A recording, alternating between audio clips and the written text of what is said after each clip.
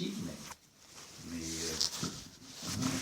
dans cette académie, ce sera non seulement un plaisir, mais j'espère aussi pouvoir vous intéresser. Il y a deux caractéristiques immédiates qui sont à celles de l'ONU. D'une part, nous commençons à l'heure indiquée, ce qui n'était pas le cas dans la réunion onusienne. Mais une autre caractéristique, c'est que, en général, les gens qui parlent aux Nations Unies sont très longs, donc j'espère que ce ne sera pas le cas. Et aussi, comme le montre mon début, les réunions de l'ONU sont parfois un peu tendues, un peu solennelles. Donc, j'espère beaucoup que vous m'aiderez à ne pas adopter cette atmosphère. Et donc, même, je ne sais pas si ça se pratique à l'académie, mais Jean-Marie m'a dit 3/4 d'heure pour parler et ensuite 3/4 d'heure de questions. Mais j'aimerais même, si c'est possible, que vous m'interrompiez. Aussi pour une question ou même pour une critique. Donc en tout cas, je voudrais vous parler, ce n'est pas surprenant. Yo. Oui. Donc je voudrais vous parler de ces tenues et d'une façon pas surprenante en 3 parties. D'abord, qu'est-ce que l'ONU? Ensuite, que fait l'ONU? Et enfin, quel est l'avenir de l'ONU? Qu'est-ce que l'ONU? Vous savez tous, bien sûr, qu'elle est... Non? Il y a toujours des problèmes de... Il faut que je le garde comme ça, alors. Donc, cette organisation est née en juin 1945 à San Francisco. Et elle était le résultat de l'Organisation des Nations Unies, mais comme vous le savez sans doute, elle était d'abord les Nations Unies, qui étaient les nations qui étaient associées pour combattre l'Allemagne nazie et le Japon. Donc c'est une organisation de pays qui s'étaient alliés, qui est devenue l'Organisation des Nations Unies. Ceci veut aussi dire que c'était une idée essentiellement américaine, de Roosevelt en particulier, et qui avait été préparée, cette organisation, depuis pratiquement le début de la Deuxième Guerre mondiale, et donc qui s'est concrétisé par cet accord à San Francisco, et avec une mise en œuvre très rapide, parce que c'est un traité, San Francisco a adopté une charte, et cette charte, donc, qui a été adoptée en juin, est devenue opératoire, si je puis dire, dès octobre la même année. Et cette organisation, bien sûr, avait des précédents. Les précédents intellectuels, non, je ne les évoquerai pas, mais l'idée d'une organisation mondiale était très ancienne. En termes de structure, probablement l'incarnation de cette idée est très ancienne. Le dernier, peut-être le plus célèbre, étant avant le projet de paix perpétuelle de Kant. Mais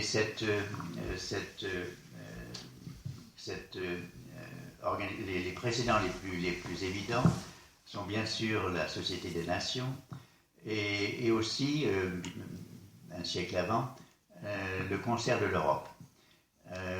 Et un mot sur cette filiation, l'ONU est née comme une coalition de pays qui créait cette organisation pour garder un certain ordre dans le monde. Et c'était le cas du Concert de l'Europe, avec, comme vous le savez, Metternich, entre autres. Et c'était pour conserver un certain ordre, y compris d'abord pour maintenir stabilité et paix, La Société des Nations était fondée sur la même idée, sauf que c'était universel et l'ONU aussi. À San Francisco, il y avait 51 pays et comme vous, bon, j'y reviendrai tout à l'heure, mais aujourd'hui nous en avons 194. Le dernier étant le Soudan du Sud. Donc l'ONU est une organisation par laquelle passe la reconnaissance internationale d'un État. Et c'est tout à fait toujours le cas. Par exemple, le Kosovo, peut-être un jour, sera un candidat. Et donc cette organisation avait des précédents et elle a adopté une charte qui n'était pas très éloignée du texte de la Société des Nations, mais qui avait où il y avait trois caractéristiques, disons.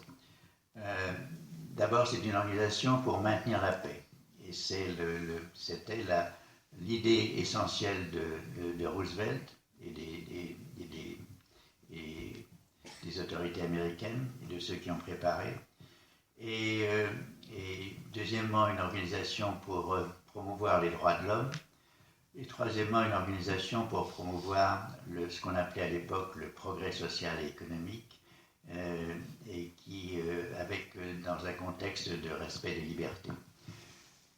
Les différences entre ces trois fonctions sont très claires. Comme l'ONU était faite pour le maintien de la paix, c'est là où se trouvent des obligations et des arrangements précis qui sont inscrits dans la charte, d'une part pour interdire la guerre, le retour à la violence, sauf dans le cas de légitime défense, et même dans ce cas, l'action d'un pays qui se juge et qui est agressé par un autre, il a le droit, d'après la charte de l'ONU, le droit de se défendre, mais immédiatement, le Conseil de sécurité doit se saisir de cette question. Et le recours à la violence, mis à part ces cas de légitime défense, doit, d'après la charte, être autorisé par le Conseil de sécurité. Bon, c'est bien sûr quelque chose qui n'a pas été respecté, mais c'est le texte de la charte. Donc là, des obligations très précises et un rôle du Conseil de sécurité qui va depuis l'action diplomatique pour prévenir les conflits jusqu'à des décisions d'encourager les pays à ne pas entrer en conflit, jusqu'à ensuite les sanctions. Donc le Conseil de sécurité peut décider d'avoir des sanctions à l'égard de ces pays. Et troisièmement, enfin, le recours à la force par les Nations Unies. Et dans la charte, il y a la charte qui est un document pas très long, qui tient dans ce petit texte. Il y avait un conseil d'état-major qui était prévu et qui a existé pendant quelques années. Donc c'était vraiment le recours à la force devait se faire uniquement par les Nations Unies. Les droits de l'homme, les termes qui sont utilisés sont très différents, parce que bien sûr les Nations Unies étaient créées sous le principe de la souveraineté nationale et de la non-interférence dans les affaires des États. Donc là, les termes utilisés sont encourager et promouvoir. Mais néanmoins, et on voit d'ailleurs le texte de la charte, à l'origine, beaucoup de diplomates ne voulaient pas qu'il y ait de référence aux droits de l'homme, mais en partie, on le doit à des membres de la délégation américaine, dont une femme, une personne qui avait été une présidente d'université, et aussi probablement l'influence d'Eleanor Roosevelt, l'épouse de Franklin Roosevelt, qui ensuite a présidé la première commission des droits de l'homme, qui en 1948 a adopté la Déclaration universelle des droits de l'homme, qui est vraiment le début des droits humains, des droits de l'homme à l'époque, comme au niveau international. Et le troisième volet, qui est le progrès social, le développement économique et social, on n'utilisait pas le mot développement à l'époque, on utilisait le mot progrès. L'introduction de ceci dans la charte était essentiellement due aux pays d'Amérique latine. Parmi les 51 pays à l'origine de cette organisation, mis à part l'Europe, il y avait deux pays africains, qui étaient l'Éthiopie et l'Afrique du Sud, quelques pays d'Asie, bien sûr, et l'essentiel, outre l'Europe, c'était des pays d'Amérique latine, et quelques-uns du Moyen-Orient, dont le Liban. Et donc, ce sont les pays d'Amérique latine qui ont essentiellement insisté pour que cette question du progrès économique et social soit inscrite dans la charte. Mais là encore, et encore plus nettement que pour les droits de l'homme, il s'agit de la coopération des États pour promouvoir ce progrès social. Ce qui veut dire que une chose qu'on ne met souvent pas assez en exergue, c'est que l'Organisation des Nations Unies est une organisation d'États. Elle est fondée sur la coopération entre les États. Il n'y a aucun élément de supranationalisme, comme par exemple dans l'Union européenne, où, comme vous le savez, il y a des portions de souveraineté qui ont été données à la Commission. Dans le cas de l'ONU, ça n'est pas le cas. Bien sûr, même les obligations auxquelles les États se soumettent, ce sont les obligations qu'ils ont acceptées d'une part par la charte, d'autre part par les traités successifs. Mais organiquement, il n'y a pas de supranationalité. Ce qui veut dire aussi que l'ONU, l'Organisation des Nations Unies, est une organisation où les États membres, entre parenthèses, savez-vous quel est le critère dans la charte pour être un État membre? Il y a eu les membres d'origine, et ensuite les pays ont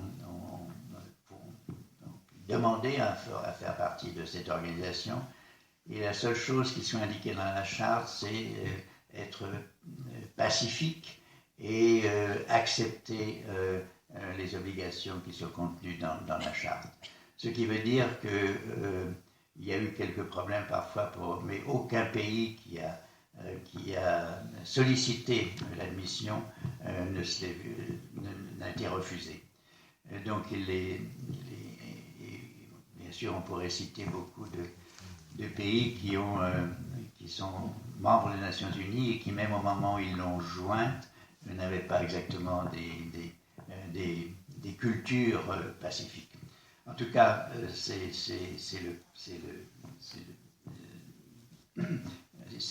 qu'il en est pour être membre. D'autre part, il y a aussi des provisions dans la charte pour être évincé et pour être suspendu. Il y a eu quelques cas de suspension, c'est par une décision de l'Assemblée générale. Par exemple, l'Afrique du Sud, tout en restant membre, pendant des années, ne pouvait pas participer au vote à cause de la politique de l'apartheid. Il y a aussi à un certain moment l'Indonésie à cause de la question de Timor. Bon, donc c'est cette organisation intergouvernementale où les États sont représentés par des diplomates, et il y a un secrétariat qui est un des organes principaux de la charte. Les organes principaux de la charte sont l'Assemblée générale, qui rassemble tous les États, donc aujourd'hui 194. Il y a ensuite, ils sont dans l'ordre hiérarchique, le Conseil de sécurité, où à l'origine il y avait 11 membres et qui est passé à 15 membres dans les années 60. Conseil de sécurité qui a 5 membres permanents et 9 membres élus. Les 9 membres élus sont pour 2 ans. Les membres permanents, comme le titre l'indique, sont là, et comme vous le savez aussi certainement, les 5 membres permanents, ce sont les puissances qui étaient en 1945 et les puissances dominantes qui étaient les puissances qui avaient vaincu, c'est-à-dire les États-Unis, la Grande-Bretagne, la Chine, qui à l'époque était la Chine nationaliste, la France. Et l'Union soviétique à l'époque, qui est devenue la Fédération de Russie. Donc, Conseil de sécurité, 5 membres permanents et aujourd'hui 9 membres élus pour 2 ans. Ces 5 membres permanents ont ce fameux droit de veto, c'est-à-dire que la plupart des décisions du Conseil de sécurité, quand elles ne sont pas sur des questions de procédure, doivent être adoptées par une majorité de 9 aujourd'hui, qui doit inclure les 5 membres permanents. Avec tout de même une légère atténuation par rapport au texte de la charte, c'est qu'aujourd'hui, si un de ces 5 membres permanents s'abstient, c'est considéré qu'il y a néanmoins 9 votes favorables, cette décision est adoptée. Donc c'est un droit de veto qui n'est pas absolument total. Ceci dit, vous avez peut-être une idée du nombre de fois que le droit de veto a été utilisé depuis le début des Nations Unies. C'est de l'ordre de 350 fois.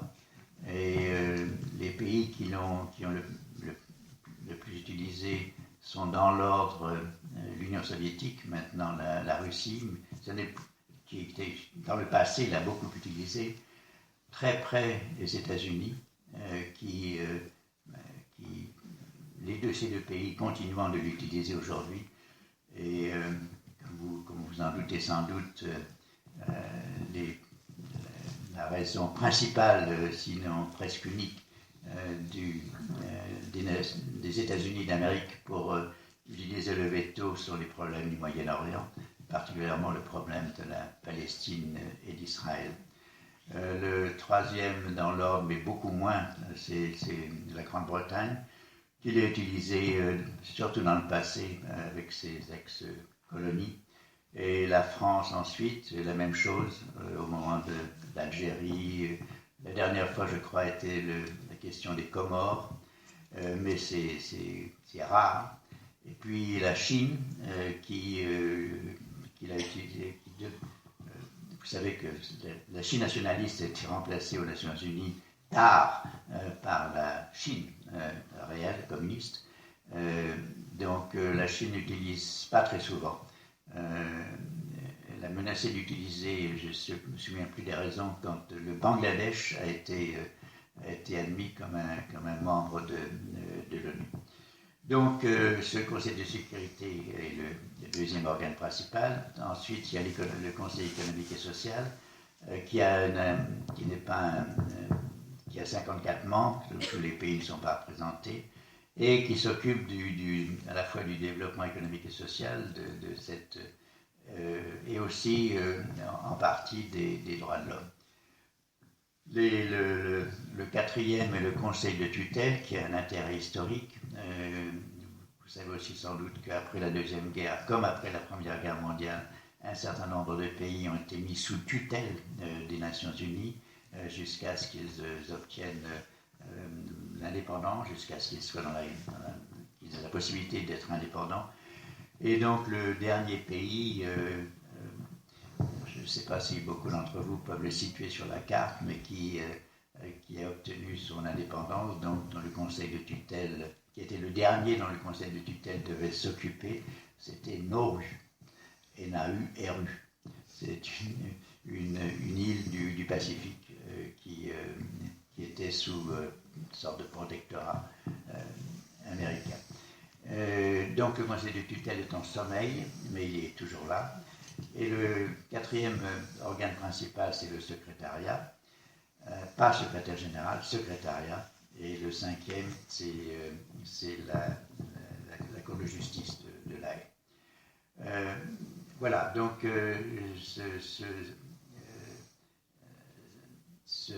quelques mots sur j'ai dit qu'il y avait une grande différence, bien sûr, entre le secrétariat des Nations Unies et le secrétariat est le serviteur des États.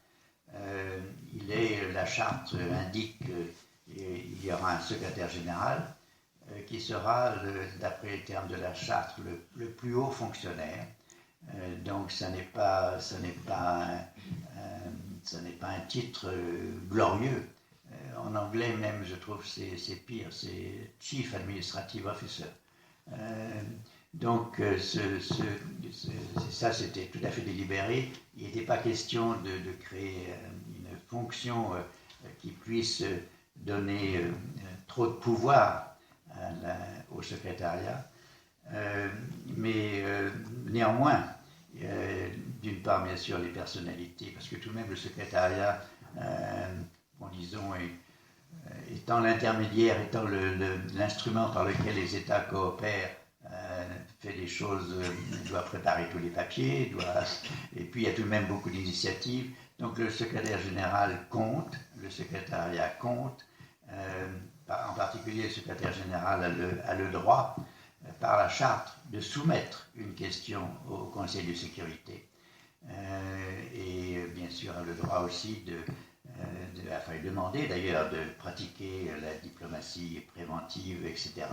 Donc la personnalité du secrétaire général compte énormément. Et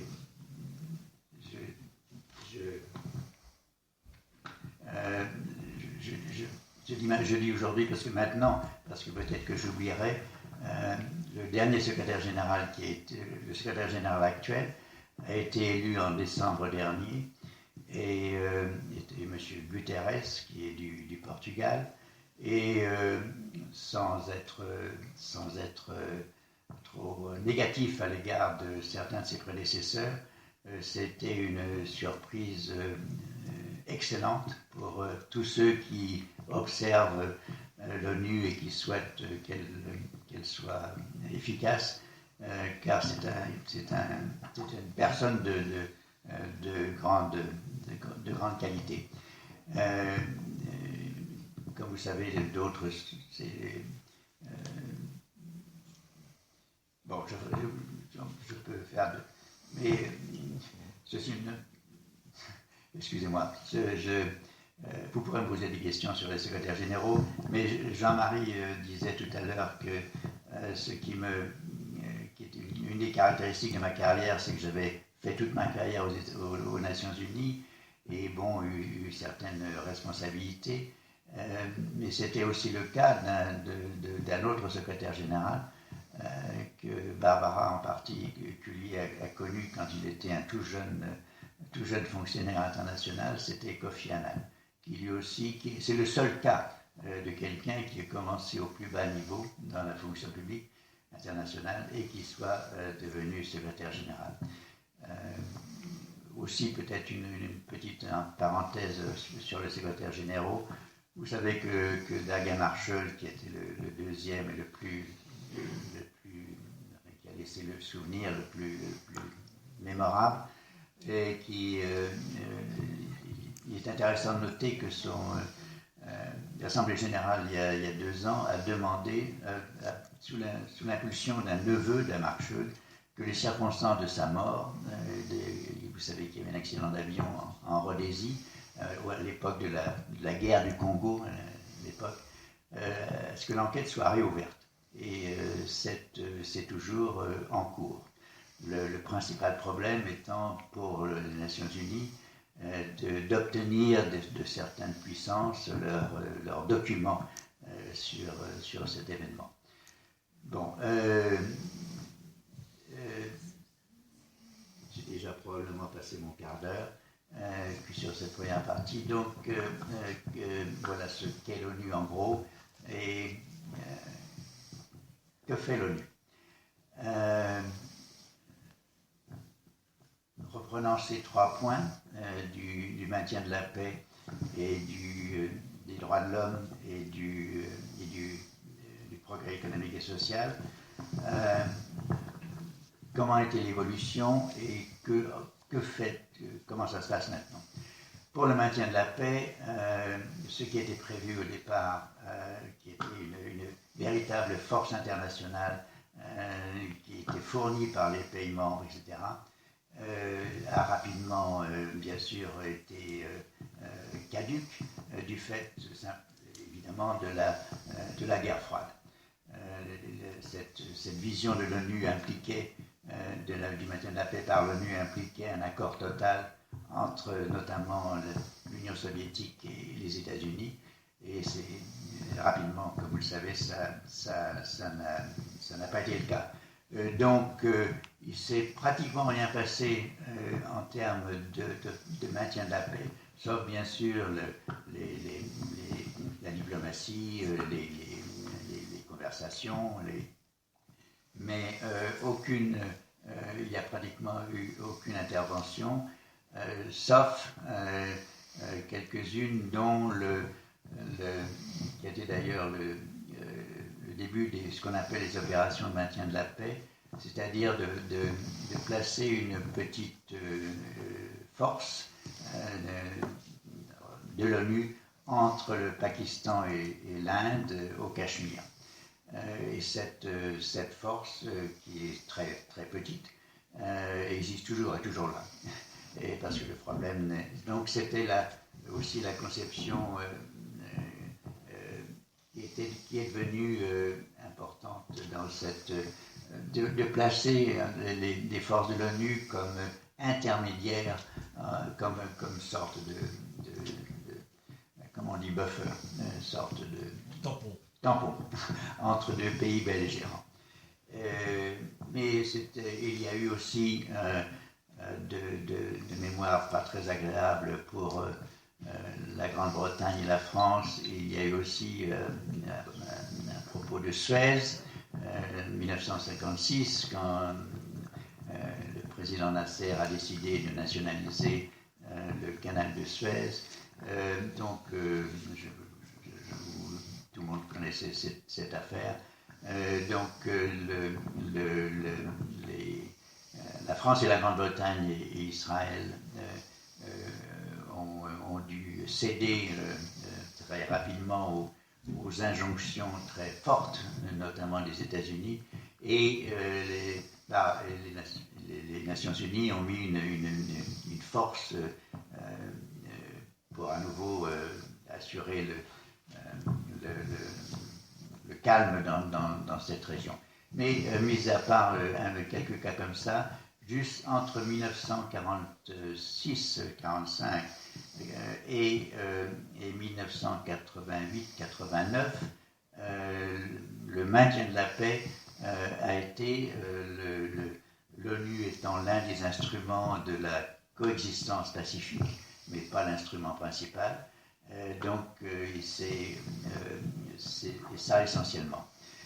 À partir de quand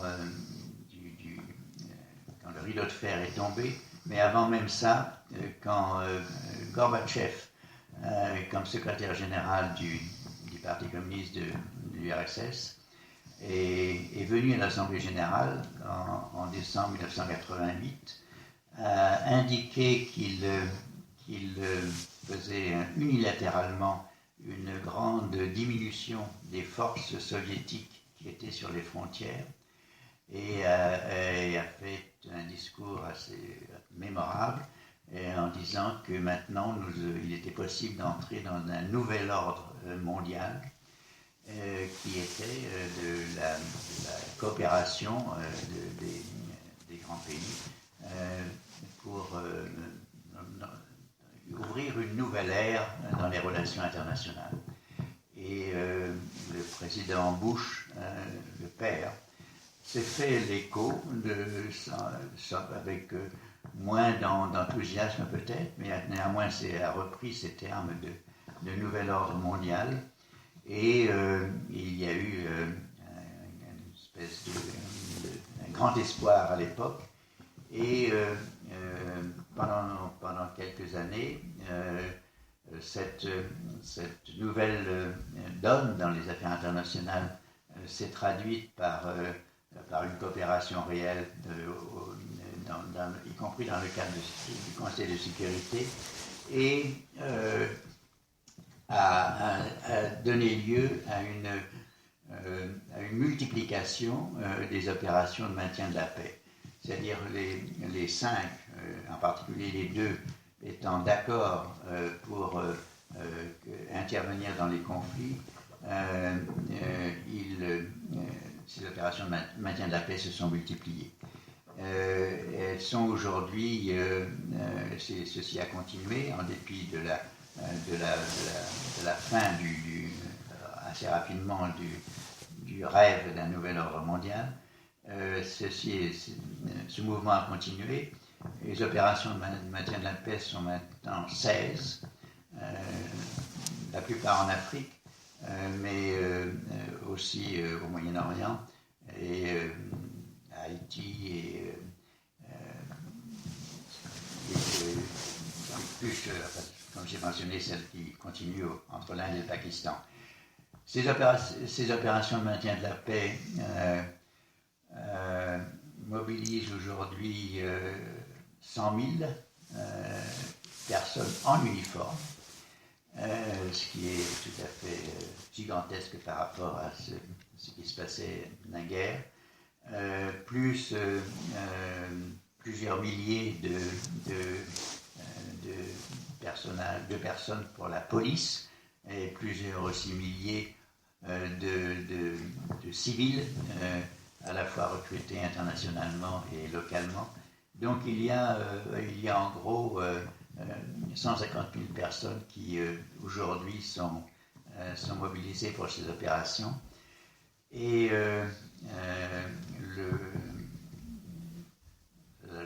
le coût est d'environ 8 milliards de dollars par an, alors que le budget ordinaire est de 3 milliards.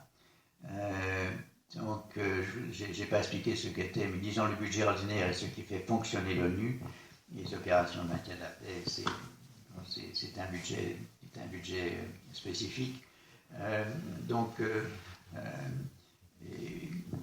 Voilà. Donc, c'est dans le domaine du maintien de la paix, ce qui se passe essentiellement aujourd'hui est les opérations de maintien de la paix. Il y a bien sûr, il y a en outre ce qu'on appelle des missions politiques qui ne comportent pas de personnes en uniforme, mais qui sont devenues aussi extrêmement nombreuses. Dont le coût est moindre, mais par exemple l'ONU est en Afghanistan, et c'est dans le cadre d'une mission politique qui a une trentaine de personnes pour essayer d'aider disons une stabilité, à retrouver quelques ordre dans ce pays. Il y en a une en Irak et dans beaucoup d'autres pays. Donc il y a cette activité. Il y a aussi bien sûr les efforts de diplomatie du secrétaire général et de ses adjoints. Et comme vous savez, il y a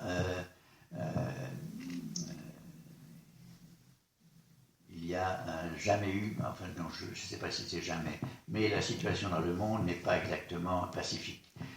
Donc il y a les échecs tout à fait spectaculaires, le cas de la Syrie bien sûr, et puis où il est impossible aujourd'hui d'avoir unanimité au Conseil de sécurité pour une intervention quelconque. Donc il y a à la fois une multiplication d'opérations, une impuissance très, très spectaculaire à régler les principales questions. Et il y a aussi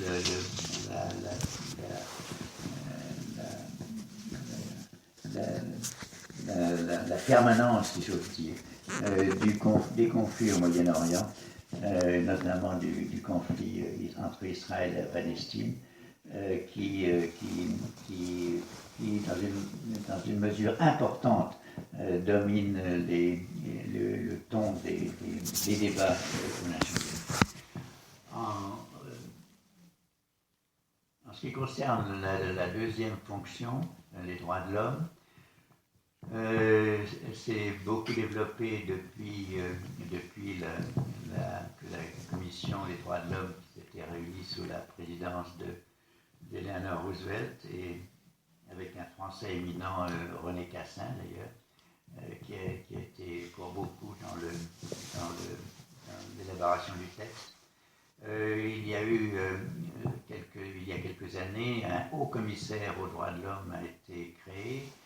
Il y a après la déclaration universelle qui n'est pas un traité mais qui a même valeur, il y a eu énormément d'autres traités qui ont été adoptés, en particulier les deux conventions sur Covenant, c'est pacte sur les droits économiques et sociaux et pacte sur les droits civils et politiques.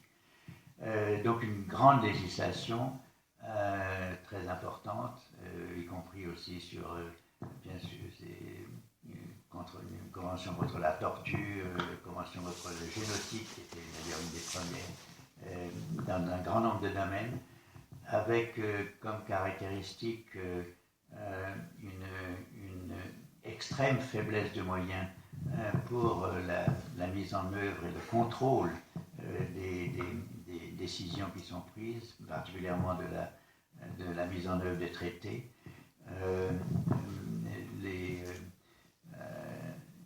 Il faut dire que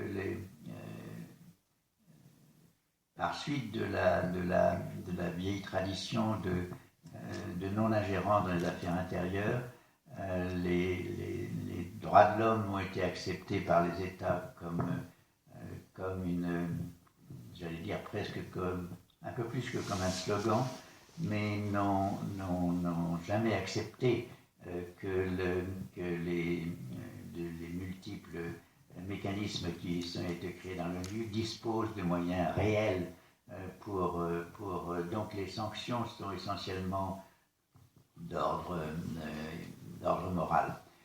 Et puis aussi, c'est un des points où beaucoup de pays du monde pensent qu'il y a deux poids, deux mesures, que les pays occidentaux, les grands pays, échappent toujours même à ce que leur comportement, quand ils ne sont pas très respectueux de ces droits, ne sont pas du tout même évoqués. C'est l'exemple le plus récent et qui à mon avis, a été d'ailleurs dramatique en termes de répercussions sur c'est pas un bon mot, mais sur la culture mondiale. C'est l'exemple des États-Unis avec l'Irak et l'Afghanistan. Et quand il y a eu une politique officielle de pratiquer la torture, donc ça, ce genre de choses n'a jamais été à l'ordre du jour du Conseil des droits de l'homme. Et bien sûr, donc, beaucoup de pays ont estiment qu'il y a deux poids, deux mesures, ce qui est un problème. Mais il y a tout de même un grand progrès, me semble-t-il, c'est la création de la Cour, dans le domaine des droits de l'homme, la création de la Cour pénale internationale à Rome il y a quelques années, et qui est aussi à La Haye, comme la Cour de justice internationale.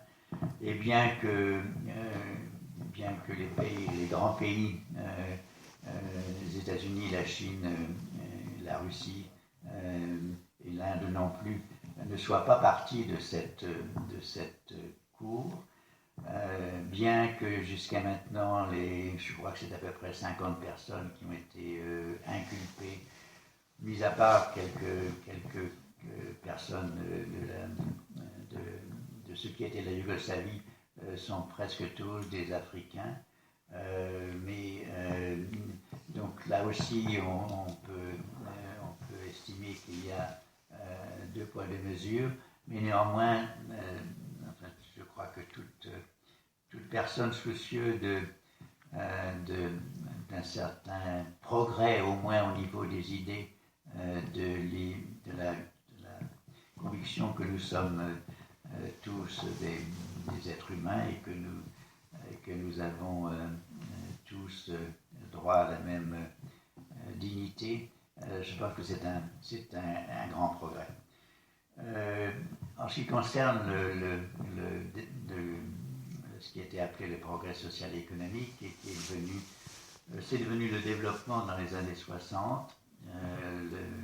Les termes ont beaucoup changé. D'ailleurs, le premier à utiliser ce mot a été le président Truman, qui souhaitait, en parallèle avec l'aide apportée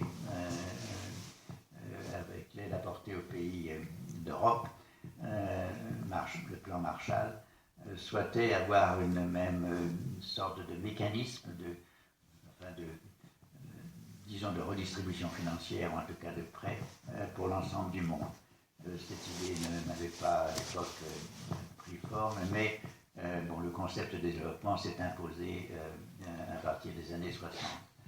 Ensuite est venu et ceci a été quand nous sommes entrés aux États-Unis, aux Nations Unies, dans les années 70, le développement était pratiquement la seule activité de l'ONU qui était visible. Et en termes c'était la même chose en termes de budget et en termes de mobilisation des ressources humaines. Ceci n'est plus le cas maintenant. C'est une question dont on peut discuter parmi d'autres. C'est le développement, en fait, d'une part en termes de transfert de ressources est moins qu'il n'était. Les programmes des Nations Unies, comme le PNUD, le Programme des Nations Unies pour le développement, en termes relatifs et de proportion, transfèrent moins de ressources.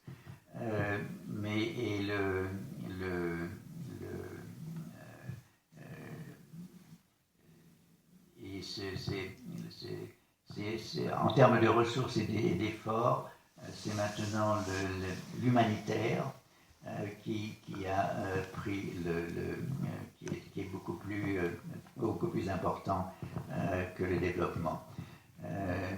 Et aussi les débats aux Nations Unies sur le type d'organisation du monde, le type d'organisation en particulier économique du monde, qui étaient des parties essentielles des Nations Unies à l'époque, dans les années 70 encore, et 80 même, qui impliquait aussi beaucoup de ressources sur la recherche, ce qu'on appelait la recherche, qui était en fait les réflexions, les analyses en termes économiques et sociaux.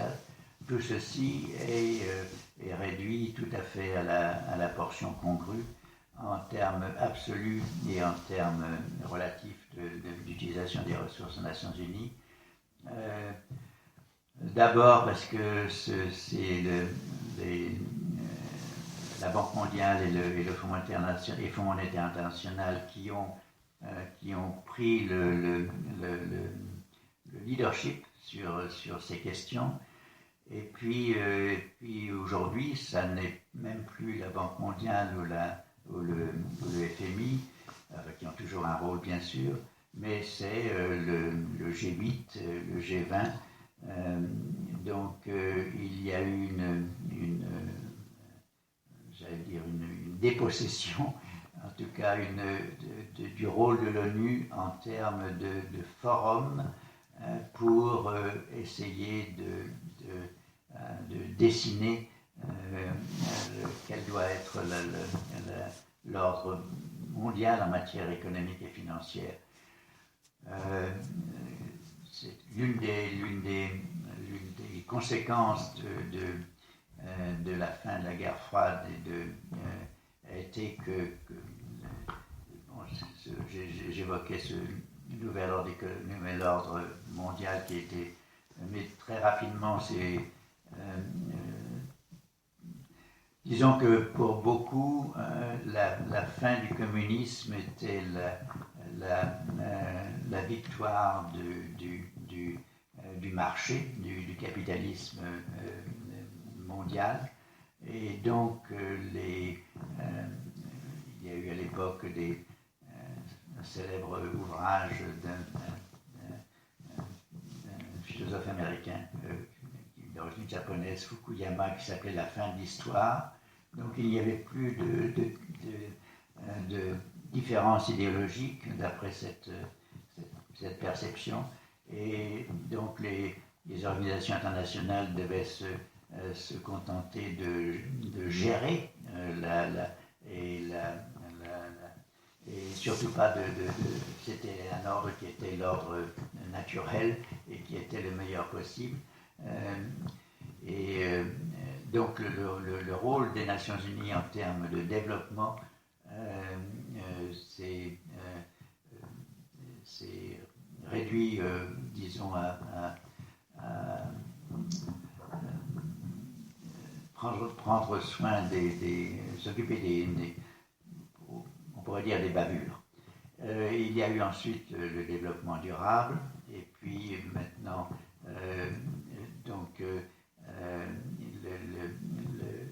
l'essentiel de ce qui était les activités de développement se retrouve maintenant dans ces questions de protection de l'environnement. Les accords de Paris étant l'un des signes très positifs de ce changement.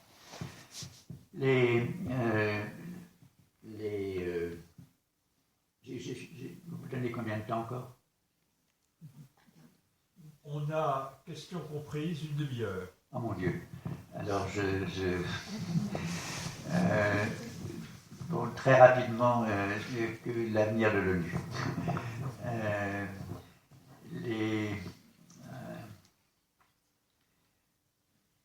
Deux observations d'abord. Il est difficile de réformer une institution, mais il est encore plus difficile de remplacer une institution ou de la recréer quand elle disparaît. Ensuite, l'ONU est aujourd'hui la seule organisation universelle avec un mandat très large. Donc, ce serait, je pense, une erreur que de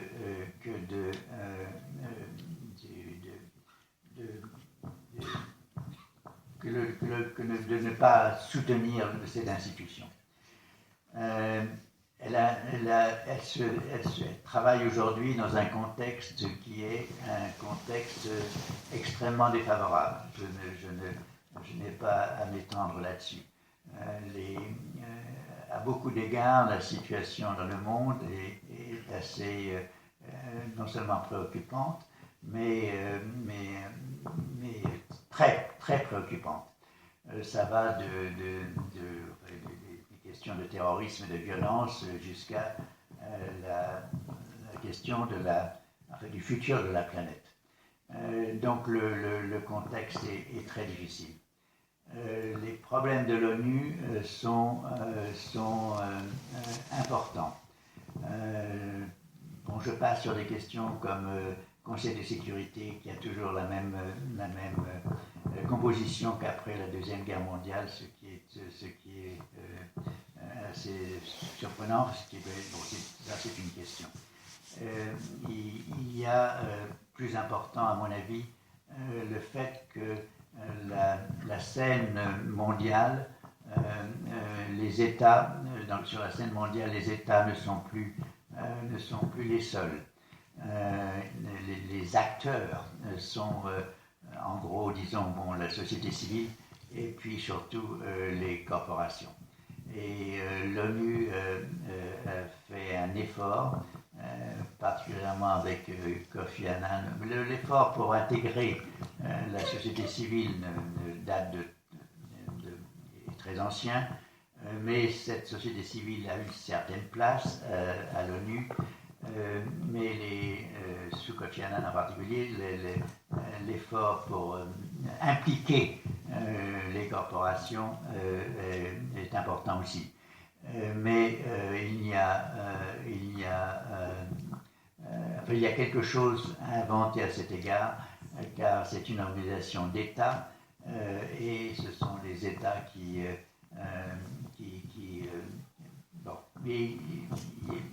il y a ce problème d'une ONU qui n'est pas simplement une démocratie d'État, une démocratie formelle, car l'égalité des États est bien sûr très se présente uniquement à l'Assemblée générale en droit de parler, mais il y a aussi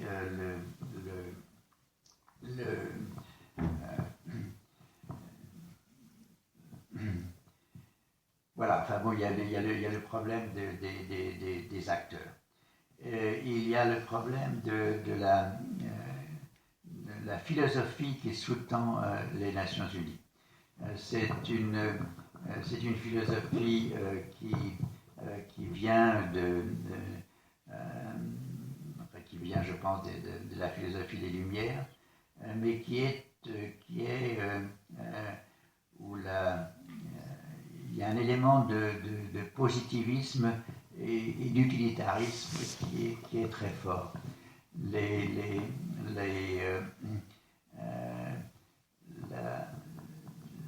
La raison a été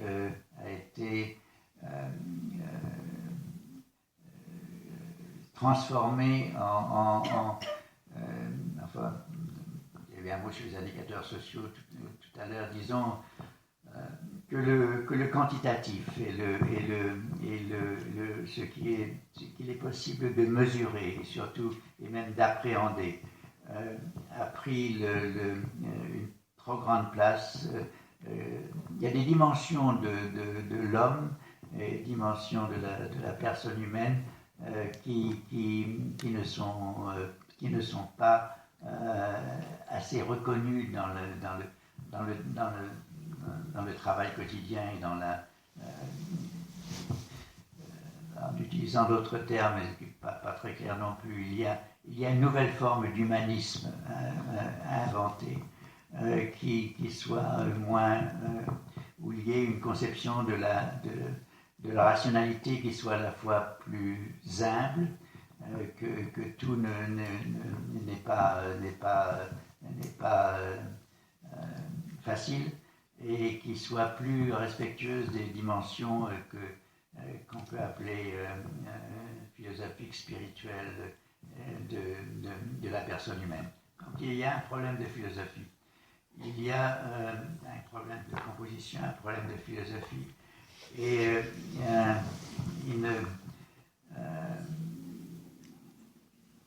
voilà, ces problèmes se situent. Donc,